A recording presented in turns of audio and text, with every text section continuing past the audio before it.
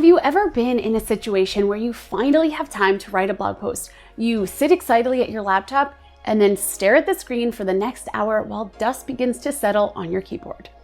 Or maybe you found yourself pulling your hair out as you try to determine what to actually include in a post to engage your audience and increase your traffic.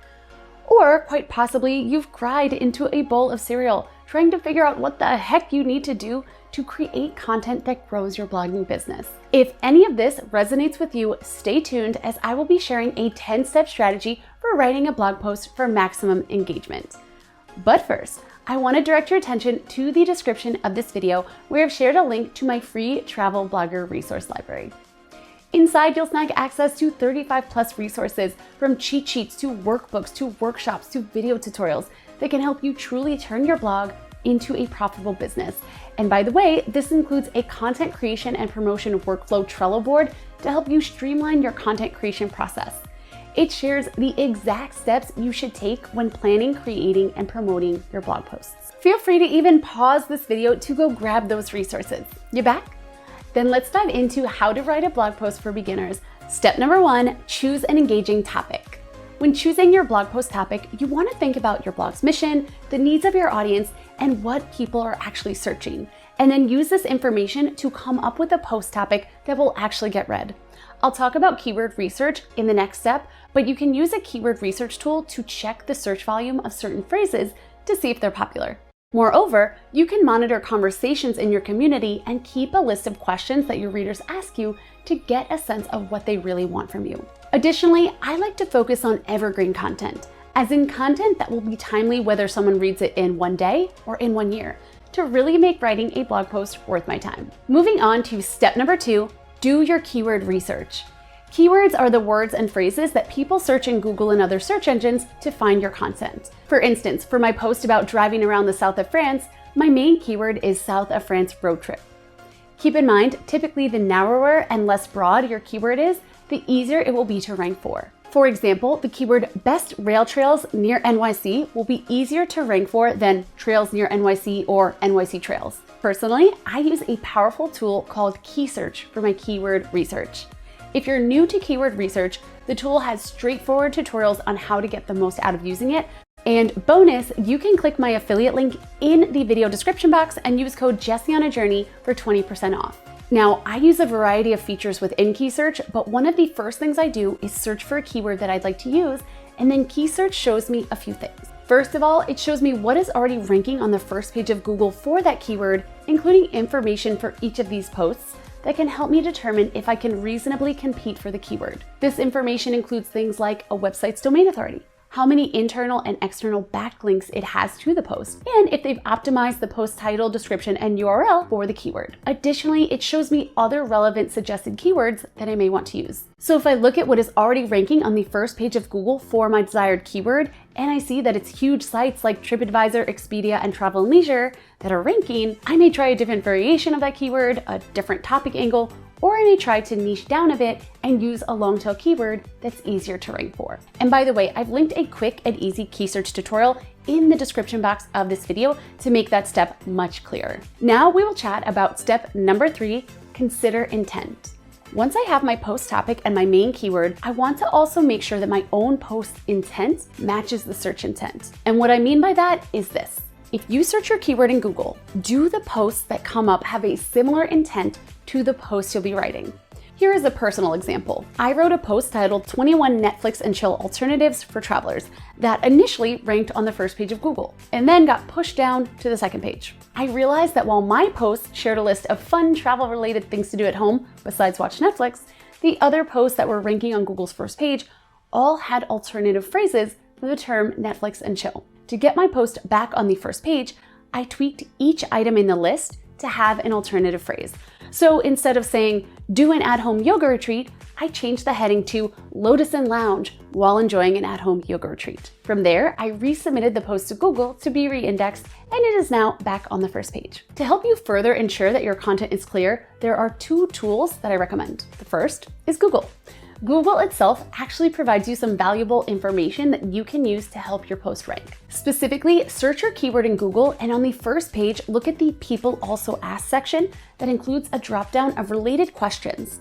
And also look at the related searches box at the very bottom of the page. Try to use these keywords and questions within your post, even creating new sections in your post to make the content even more in-depth and valuable. And the other tool that I use is Key Search. Within Key Search, there is a feature called Content Assistant where you can enter your main keyword to be given main words and questions.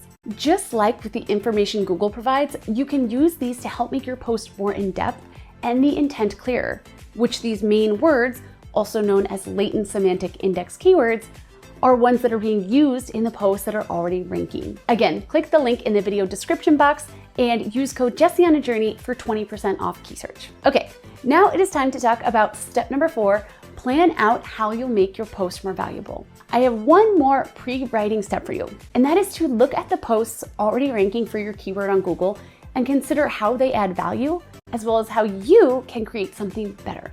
For instance, I wrote a post about hiking in Manhattan that, like my Netflix and chill post, was on page 1 and then dropped to the second page. Once I looked at what was already ranking in Google, I realized that the other posts all included trail maps and a list of details about each trail, like the length and difficulty. I updated my post with this information, resubmitted it to Google, and it is currently ranking on the first page. And this brings us to step number 5, write your blog post. What you want to do here is make sure your content is easy to read and scannable by having 16 pixel fonts, 1.5 line height, headings that break up the text, and short paragraphs that are about 1 to 2 sentences.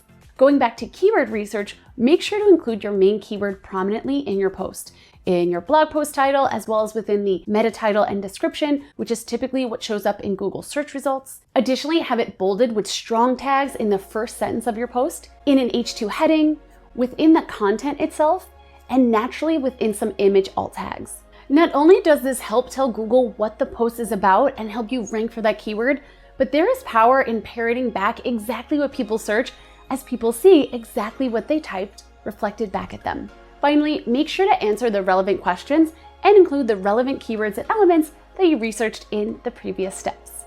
Now, bonus tip here to help you streamline your blogging workflow. Do you have any videos that include you talking that can be made into a blog post? You can use a tool like Rev to create a transcript of your video and then use that as the base of a new blog post.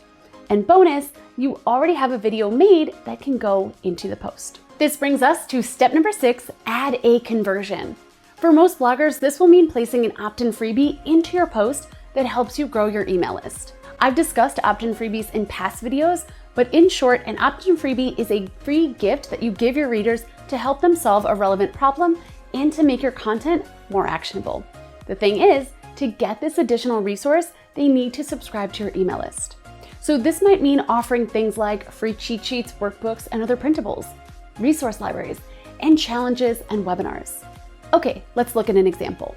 In my post on the best destinations for solo female travelers, I linked to my free Savvy Solo Traveler email course. Moreover, in my post on how to profitably work with brands as a blogger, I linked to my free brand pitch workbook with pitch templates. Another idea for a conversion could be a Facebook group that you run. For instance, I run a travel creator community group for bloggers who want to network with, collaborate with, and learn from other bloggers to grow their businesses. The idea here is that you're putting something in front of your reader that benefits them and also converts them into a community member that you can nurture. Okay, now we are on to step number 7, add engaging elements. We already mentioned opt-in freebies. Another popular type of engaging element is video. According to Limelight, users in 2019 spent a weekly average of 6 hours and 48 minutes watching online videos, which is a 59% increase from 2016, and these numbers are expected to continue growing. Additionally, according to Oberlo, video tends to provide a higher return on investment when it comes to acquiring leads and increasing profits, which makes sense, as not only does video build trust, it also allows viewers to truly see what you're offering versus trying to picture it. One important thing to note is that video is also the future of ads and can seriously ramp up your income. With Mediavine, which is the ad network that I work with, they recommend short videos that are about 45 seconds to 1 minute and 30 seconds. If you're also posting on YouTube where people are specifically looking to watch videos versus your blog where people like short videos that simply enhance the content, you can create a longer YouTube video and then grab a clip or break it up into shorter videos for your post. Along with videos and opt-in freebies, consider what other assets and elements you can add to your post to make it more engaging, like infographics. These help sum up your blog post in a visually appealing graphic. And bonus, these types of media also tend to get pinned on Pinterest quite a bit. Luckily, you don't need to be a designer, as Canva is a free tool that has infographic templates that you can use. Also, consider other pinnable images too. You might turn an inspiring quote, an interesting stat, list, or a template into a graphic. One personal example is when I talk about creating a blog mission statement using the template I help group of people do how you help. I'll include a graphic that shows the template visually. Another type of pinnable image is Pinterest pins. You always want to add at least 3 unique Pinterest pin graphics to your post to help increase its chances of being shared on Pinterest. Another idea? Relevant images. These are another type of element to add to your post. As a travel blogger, this might mean adding photos of the attractions and places that you talk about. Also think about, can you add games? Is there a way to gamify the post? Again, I have a personal example where I created a hiking trail game using a video. I made a slideshow that showcased about 50 different hiking trails, and I sped it up so that it felt like you were looking at the spinning wheel of fortune. Readers are then instructed to press play on the video, close their eyes, wait, and then pause the video at random to get a hiking trail recommendation. Another idea? Clickable tweets. I use the Grow by Mediavine plugin to add these to my posts. Consider what is being said in the post that people might want to share, such as, again, an inspiring quote, a fun fact, or an interesting stat. Questions. This is another type of element that you can add. At the end of my posts, I personally like to ask a final relevant question to get people thinking and commenting. And finally, you can add a Create by Mediavine card.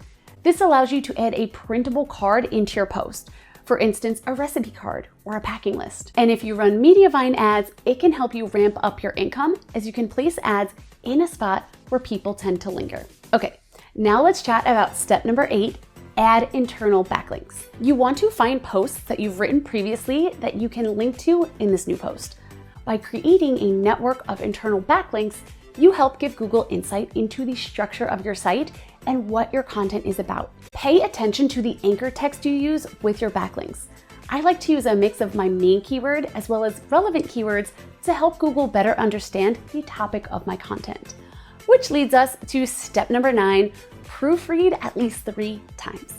For the first proofread, I like to add in additional keywords, sections, and backlinks where it makes sense.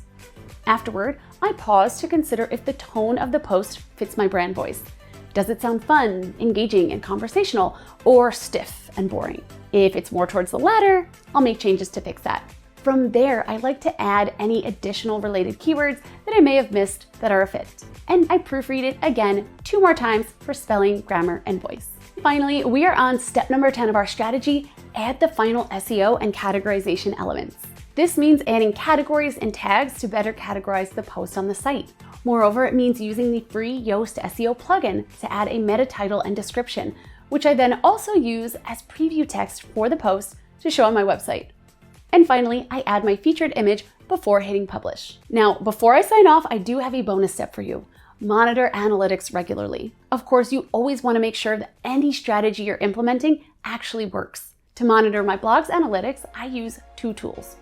Google Analytics to monitor how people get to my site and interact with the content, and Google Search Console to see how my content is doing in search results. Using these 2 tools, I'm able to tweak my content strategy as well as update old content to help it better rank. Personally, I do a check-in with myself once per month.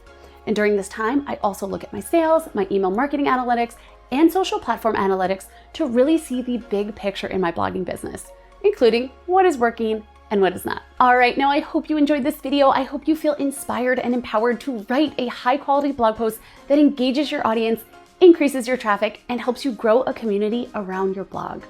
Don't forget to grab access to the free travel blogger resource library that I've linked in the video description box. There are a ton of resources in there on growing your community and increasing your blogging profits, including a content creation and promotion workflow Trello board to help you streamline your content creation process. And of course, make sure to subscribe and hit that bell notification so you don't miss future videos sharing tips and strategies for exploring the world, experiencing life, and building a business beyond the guidebook. Happy blogging!